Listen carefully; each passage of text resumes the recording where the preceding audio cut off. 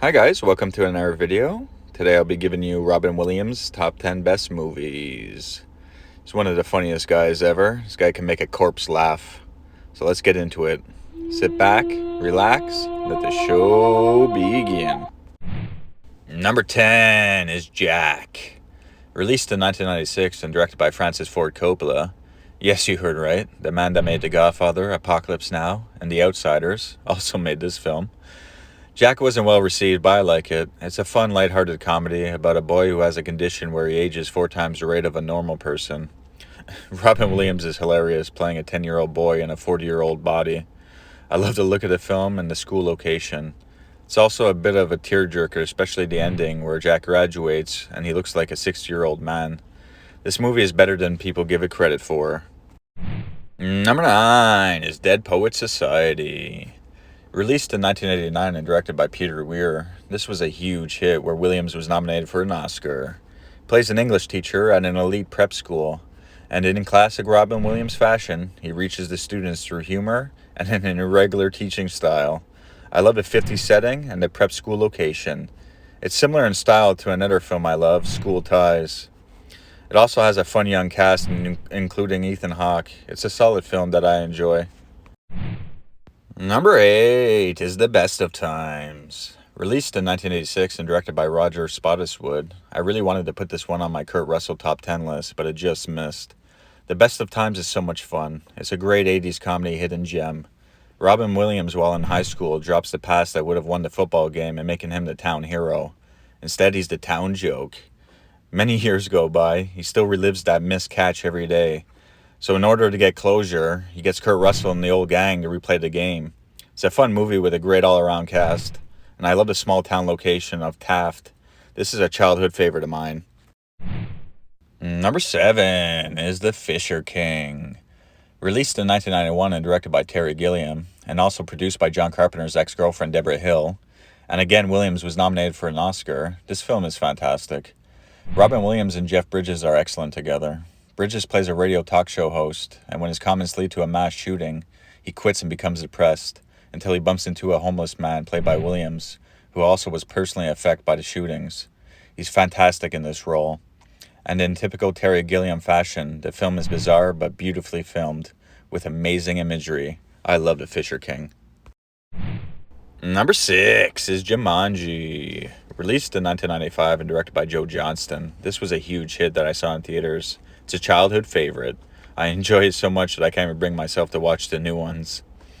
The original Jumanji is just such a fun, wild fantasy comedy about 2 kids who come across a mystical board game and unleash all kinds of crazy things, including Robin Williams, who was trapped within the game since he was a child. This film is a blast with a fun story and a great cast. The special effects don't look as good as they used to, but still a great watch today. Number 5 is Awakenings. Released in 1990 and directed by Penny Marshall, this also made my Robert De Niro's top 10 list. It's fantastic. Williams and De Niro's performances are top-notch. Williams plays a doctor who has a breakthrough with an experimental drug that seems to cure patients that have been catatonic for years. It's amazing to watch De Niro and the cast act while the drug starts to wear off. I love the 60s New York setting, and the cast is fantastic. The story is top-notch as well. Awakenings is excellent. Number 4 is 1 Hour Photo. Released in 2002 and directed by Mark Romanek, this was a very different role for Williams to play. Although Insomnia came out the same year, and he's great in that as well, but he doesn't have much screen time. In 1 Hour Photo, Williams plays a lonely photograph developer that becomes obsessed with a family who's been developing their photos there for years. And when he's fired, he has a complete breakdown. It's a fantastic performance by Robin Williams. I love the story, and the editing and pacing are excellent. I love this film. Number 3 is Aladdin. Released in 1992 and directed by Ron Clement and John Musker. I first saw this film when I was 7 years old, and I loved it. I even loved the video game. The Genesis version is better. This is another childhood favorite of mine, and the Will Smith version really doesn't interest me. The original is amazing, and Robin Williams as the genie is hilarious. He is the movie.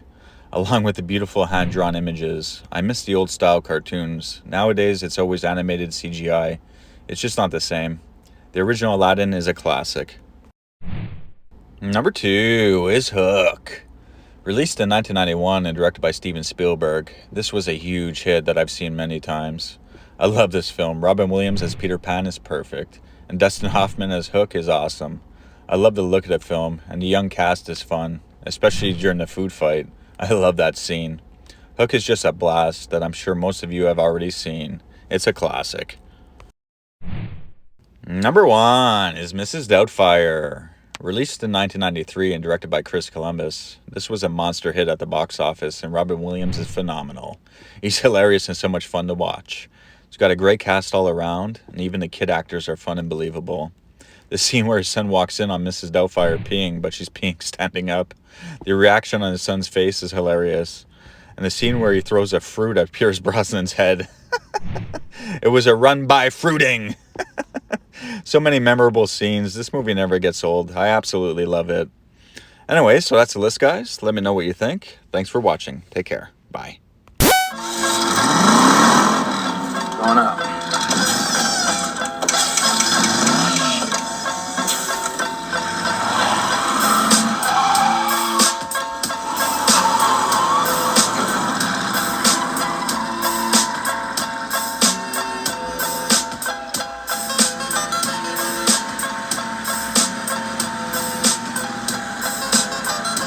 In the office, baby.